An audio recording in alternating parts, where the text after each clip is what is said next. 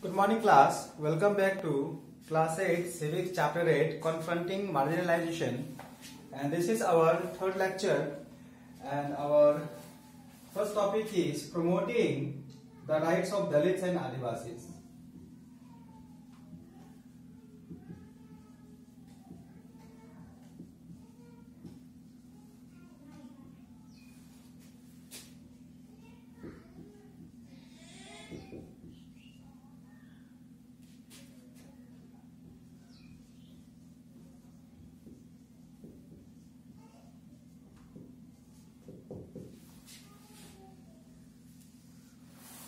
So promoting the rights of Dalits and Adivasis. तो last topics में हमने पढ़ा था laws for the marginalized people, promoting social justice, और इस टॉपिक में हम देखेंगे कि कौन कौन से राइट्स बनाए गए हैं to protect Dalit and Adivasis. So let's go through the book. In addition to policies, our country also has specific law that guard against the discrimination and exploitation of marginalized community. Let us read the following case study adapted for a real life account to understand how Dalits use the protection that laws provide. So देखिए यहाँ पे एक example दिया गया है जिसमें ये हम समझेंगे कि किस तरह से गवर्नमेंट ने इनको प्रोटेक्शन के लिए राइट्स बनाए हैं और ये किस तरह से दलित जो है इस राइट को यूज करते हैं. So let's see the villages of Jakamalgur are gearing up for a big festival. तो यहाँ पे एक विलेज है जकमलगुर जिसका नाम है. यहाँ पे कुछ लोग जो है वो तैयार हो रहे हैं फेस्टिवल्स के लिए. Once in 5 years the local deity is honored and praised. From 20 neighboring villages come for this 5-day event. तो ये जो फेस्टिवल है वो 5 सालों में एक बार मनाया जाता है आदिवासी कम्युनिटीज में, और इसमें शामिल होने के लिए लगभग 20 गांव के पुजारी जो है वो आने वाले हैं. So the ceremony begins with a number of Dalit community washing the feet of all the priest and then bathing in the water used for this. अब देखिए कहने का मतलब है ये जो फेस्टिवल है, ये जो सेरेमनी है वो स्टार्ट कैसे होता है. तो कहने का मतलब है यहाँ पे जितने भी दलित कम्युनिटी है वो क्या करते हैं, जो भी यहाँ पे डाइटिस है या फिर जो भी प्रीस्ट आए हुए हैं यहाँ पे जो धर्म गुरु हैं, इनके पैरों को वो धोते हैं और जो पानी बचता है उस पानी से ये लोग नहाते हैं. तो इस तरह से इनका जो फेस्टिवल है वो स्टार्ट हो रहा है. In Jakamalgarh the person who perform this task belong to Ratnam's family. तो यहाँ पे जो लोग परफॉर्म कर रहे थे इस विलेज में वो किसके फैमिली से बिलोंग करते थे, रत्नाम के फैमिली से. His father and grandfather had both perform the same task before him. और इसके पिताजी और जो ग्रैंडफादर थे ये लोग भी सेम काम कर चुके हैं इनसे पहले भी. सो though they were never allowed to enter the temple, this ritual was viewed as a great honor bestowed on them on this special occasion. तो कहने का मतलब है कि यहाँ पे जो इनके एंसेस्टर्स थे इनको टेम्पल में एंट्री नहीं मिलती थी और ये एक ग्रेट ऑनर था इनके लिए, इनके जो पुअर फादर्स थे उनके लिए और इन लोगों के लिए भी जो इस ओकेशन में है, मींस जो इस फेस्टिवल में पार्टिसिपेट कर रहे हैं. Now it was Ratnam's turn. Ratnam was all of 20 years studying engineering in a nearby college. He refused to perform the ritual. तो कहने का मतलब है ये अब रत्नाम की बारी थी कि उनके पुअर फादर्स ने जो भी किया था, मींस जो भी ओकेशंस या फिर जो भी सेरेमनी में जो भी प्रैक्टिसेस होते थे उनको करने के लिए. तो रत्नाम एक्चुअली एक इंजीनियरिंग स्टूडेंट है जो कि 20 साल का हो गया है और उन्होंने इसको करने से मना कर दिया. He said that he had no faith in this practice and that his family members were forced to perform this ritual because they were Dalit. Ratnam की बात करें तो उसको इन सारे रीति रिवाजों में कोई दिलचस्पी नहीं थी, लेकिन इनके पेरेंट्स इनको फोर्स कर रहे थे ये सारी चीजें करने के लिए. रत्नाम्स refusal angered both the powerful caste in the village and some families from his own community. जब उसने ऐसा कहा कि हम ये नहीं करेंगे तो यहाँ पे जितने भी पावरफुल कास्ट थे, मीन जो अपर कास्ट के लोग थे, वो भी नाराज हो गए और इनके सेम कम्युनिटी के जो लोग थे ये भी नाराज हो गए। The powerful caste were shocked that such a young boy had the guts to refuse. और यहाँ पे जो भी अपर कास्ट के लोग थे ये बहुत ज्यादा आश्चर्यचकित हो गए कि एक छोटा सा लड़का इस तरह की बातें कर रहा है। They believed that it was Ratnam's education which allowed him to imagine that he could start comparing himself with them। और इनका ये भी मानना था, जो अपर कास्ट के लोग थे ये मान रहे थे कि रत्नाम ऐसा इसलिए कह रहा है क्योंकि वो पढ़ा लिखा है और वो अपने पढ़ाई के दम पे हमसे कंपैरिजन कर रहा है। ये सोच रहे थे कौन? अपर कास्ट के लोग। Those from Ratnam's own caste were fearful of angering the powerful। तो रत्नाम के फैमिली मेंबर जो भी थे ये बहुत ज्यादा डर गए थे क्योंकि ये जो बात कही थी इस बात से जो अपर कास्ट के लोग थे या फिर जो पावरफुल कास्ट के लोग थे इनको बहुत ज्यादा गुस्सा आ रहा था या फिर गुस्से हो जाते। Many worked on their fields as daily wages laborers। If the dominant caste decide not call them, then what would they earn। अब यहाँ पे लोग इसलिए भी डर रहे थे क्योंकि मैक्सिमम जो भी लोग थे दलित्स में, ये जो पावरफुल ग्रुप्स थे इनके यहाँ पे डेली वेजेस के रूप में काम करते थे as a labourers, as a farm labourers. और अगर वो उनको काम नहीं देंगे तो वो उनकी कमाई होगी कहाँ से? ये बातें जो है वो दलित लोग सोच रहे थे इस मोमेंट में। How would they survive? They also declare that the worth of local deity would strike them if they refuse to give in. अब इसके बाद इन्होंने कहा कि भगवान भी जो है बहुत ज्यादा गुस्सा हो जाएंगे रत्नाम के जो भी एक्शन यहाँ पे हुआ। Dalit had ever entered the temple, how could the deity be angry with them. तो यहाँ पे उसने कहा कि दलित तो कभी भी मंदिरों में नहीं गए हैं तो भगवान उन पे किस तरह से गुस्सा हो सकते हैं। तो कहने का मतलब है जो रत्नाम है ये एक दलित फैमिली से बिलोंग करता है और ये एक इंजीनियरिंग का स्टूडेंट भी है और ये जो है वो नहीं चाहता है कि जो भी इल प्रैक्टिसेस इनके पुअर फादर्स करते थे वो कंटिन्यू करें। So the powerful caste decided to teach Ratnam a lesson. तो पावरफुल कास्ट जो भी थे उन्होंने रत्नाम को सबक सिखाने की सोची। So his community was ordered to ostracize him and his family, and everyone was told that no one should speak or do any work for them or with them। तो जो अपर कास्ट के लोग थे या फिर जो powerful cast थे यहाँ पे, इन्होंने रत्नाम को और उसकी पूरी फैमिली को बाइकआउट करने की बात कहा कि इसके फैमिली से अब कोई भी गांव में बात नहीं करेगा, कोई इनकी हेल्प नहीं करेगा, कोई इनके साथ काम नहीं करेगा। One night some men entered their part of the village and set his hut on fire। फिर एक रात को क्या हुआ, कुछ लोग घुसे उसके गांव में और उसके घर को आग लगा दिया गया।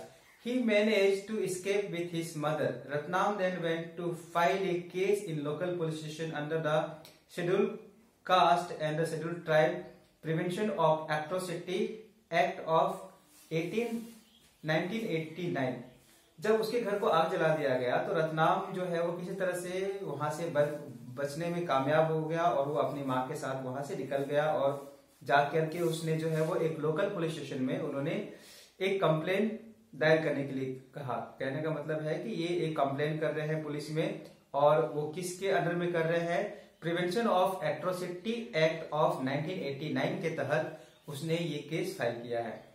Other Dalit families still did not come out in his support as they were scared that a similar fate might await them in the spoke out। और बाकी जो भी दलित लोग थे वो रत्नाम का साथ नहीं दे रहे थे क्योंकि ये लोग डरे थे कि जो स्थिति रत्नाम की हुई है वही स्थिति हमारे साथ भी नहीं हो जाए। This case was picked up by the local media that led to many journalists visiting the village।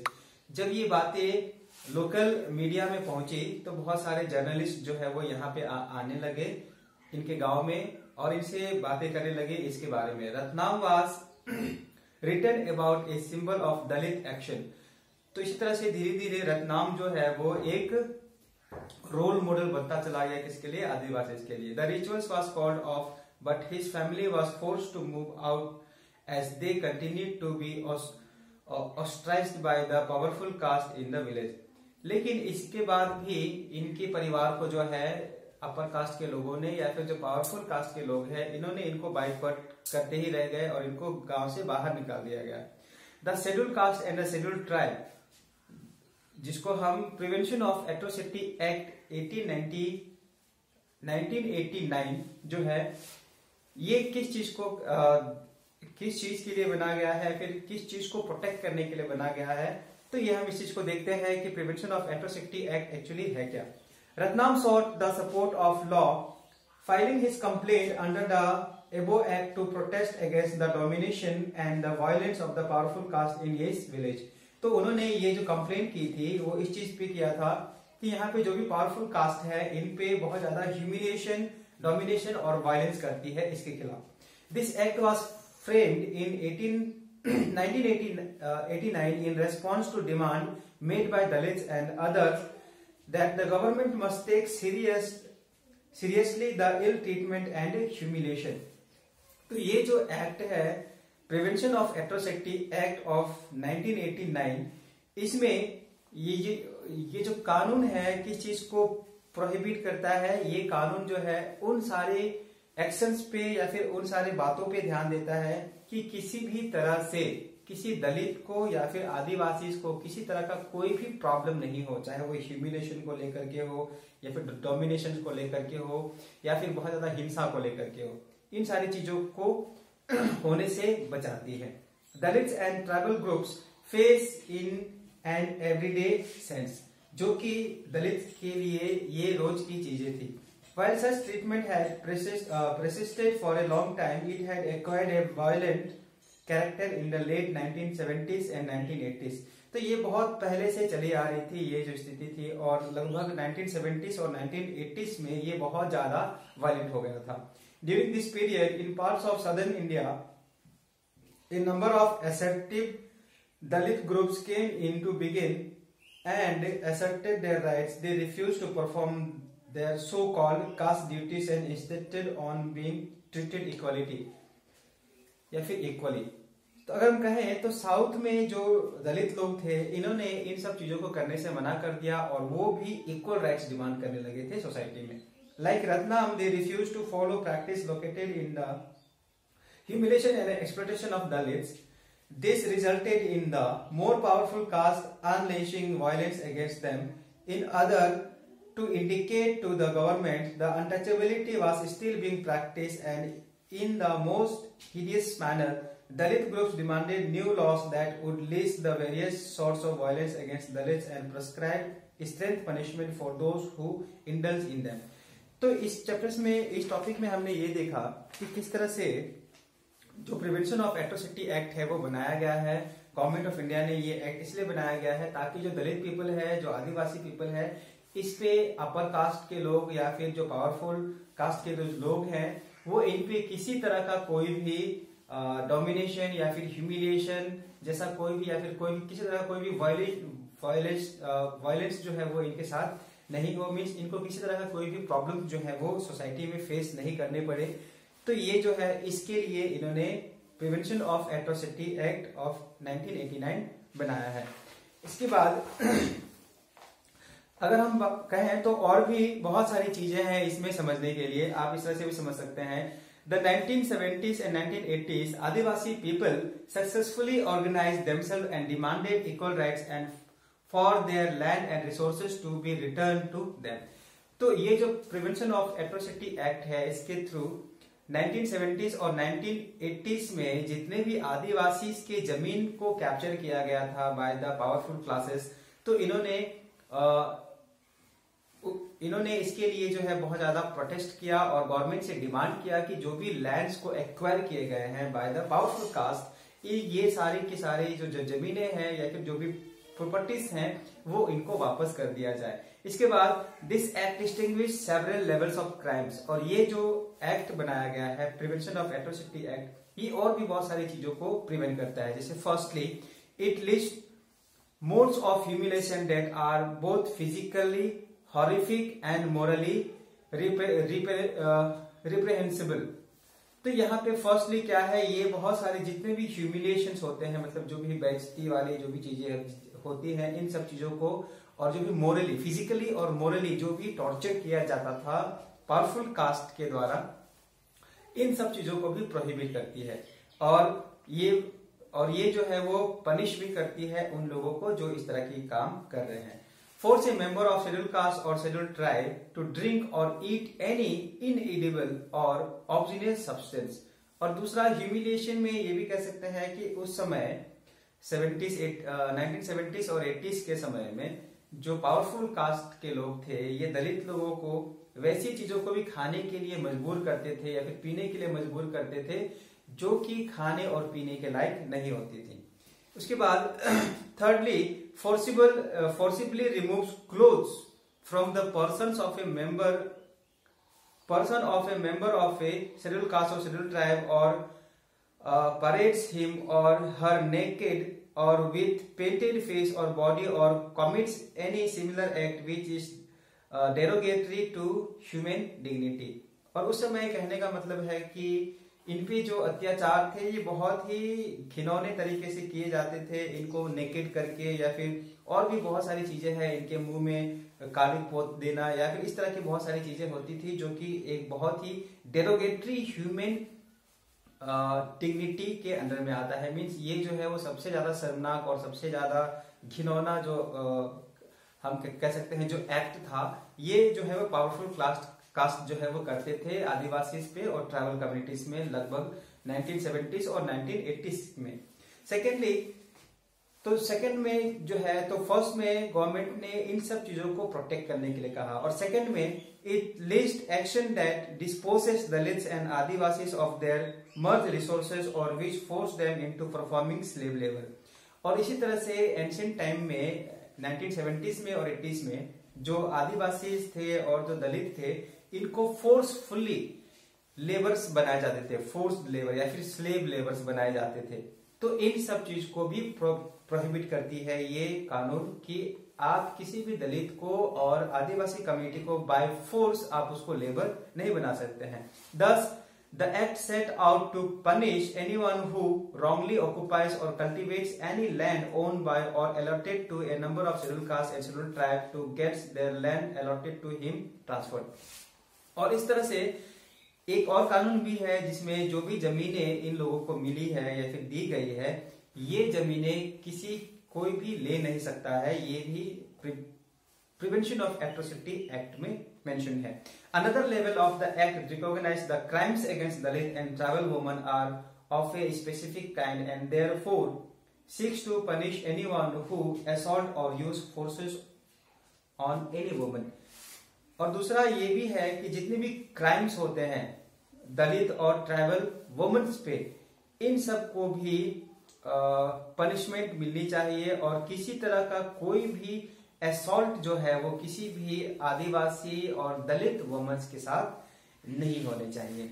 तो this are the main features of the prevention of atrocity act. And इन सब चीजों को प्रोटेक्ट करने के लिए गवर्नमेंट ने एक और कानून बनाया था in the year 1993। In 1993 the government pass the employment of manual scavengers and construction of dry latrine prohibition act. This law prohibits the employment of manual scavengers as well as the construction of dry latrines, जो कि बहुत ही सराहनीय काम है हमारे government of India का, ताकि इस लॉ से इन लोगों को बहुत ज्यादा बेनिफिट हुई है। तो let's see some of the major points regarding this topic.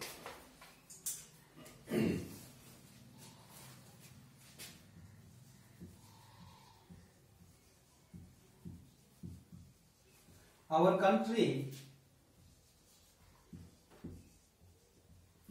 also has specific laws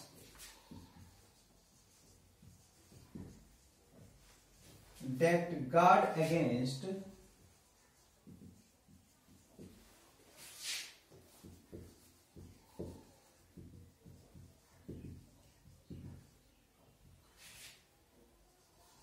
discrimination and